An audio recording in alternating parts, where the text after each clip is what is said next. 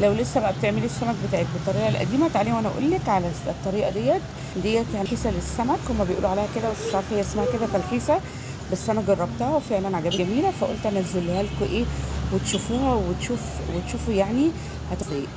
بتخلي السمكيه بتبقى مقرمشه وجميله قوي من بره، وبتبقى جميله من جوه، جوسي من جوه وحلوه قوي.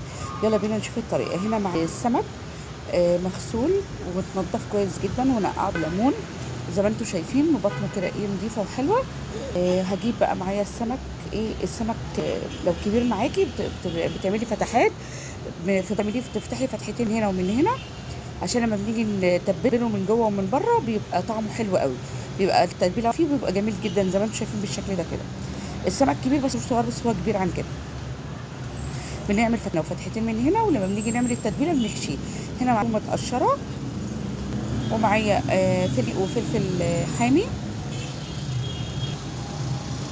اهو، ومعايا ليمون. انتوا عارفين السمك بيحب الليمون والكمون وكده. في الكبه براس الثوم والفلفل، وبعد كده نكتب معلقه ملح، وبعد كده كمون وكزبره كده، الليمون.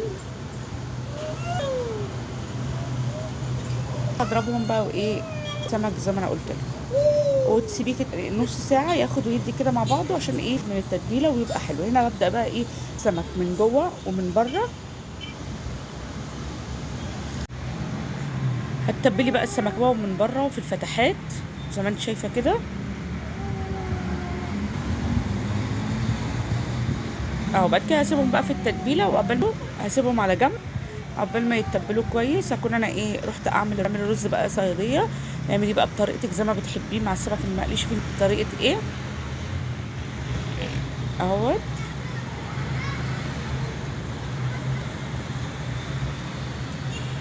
لا الاول هنعمل تشريبه لكم اهي. عباره عن ايه بقى التشريبه؟ عباره عن كوبايه ومعلقتين من النشا، وحبه من الكمون، وحبه من الكركم. كمون وكركم اهوت بيدي السمك بقى لكم حلو قوي، بيخلي السمكيه معاكي ذهبي وجميله. وبعد كده هجيب وبعد كده هنزل بالميه تدريجيا لغايه ما يديني السمك اللي انتوا هتشوفوه. هيبقى القوام زي ما انتوا هتشوفوه دلوقتي، مش تقيل ولا خفيف. هوريهولكوا دلوقتي واوريكم ايه السمك اللي احنا عايزينه. هنا بقى التشريبه هي زي ما انتوا شايفين كده، القوام بتاعها بصوا عامل ازاي، مش تقيل ولا خفيف. وهنا بقى اجيب الدقيق وهبدر بيه السمك. هنبدر السمك من جوه ومن بره، عشان لما تيجي تنزليه في التشريبه يبقى البطن زي بره زي كله، عشان يبقى مقرمش معاكي وحلو.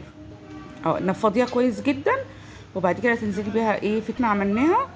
وبعد كده يكون معايا طاسه على البوتاجاز، الزيت سخن فيها، وبعد كده هننزل بالسمك. هنا بقى نزلنا بالسمك اهوت.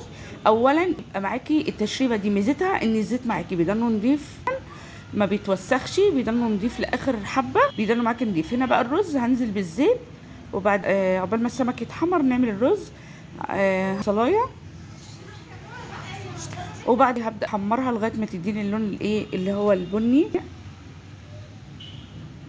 عايزه طماطمايه، عايزه تضيفي اي اضافات للرز بتاعك انت حرة.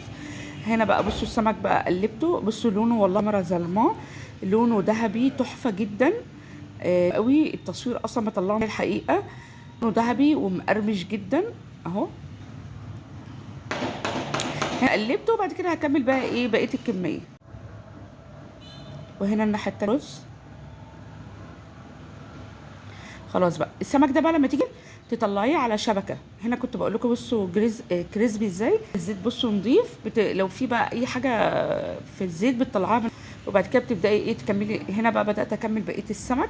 انا ابني ما بيحبش التشريبه دي، فعملت له عملت كام واحده كده من غيرها. هنا بقى زي ما انتم شايفين رز. هنزل بالرز على البصل، وبعد كده هنزل.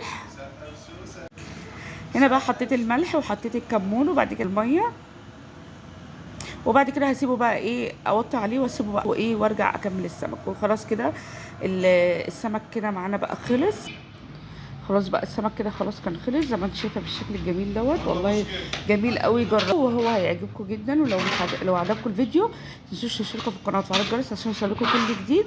واشوفكم ان شاء الله في فيديو جديد ووصفه جديده. مع السلامه.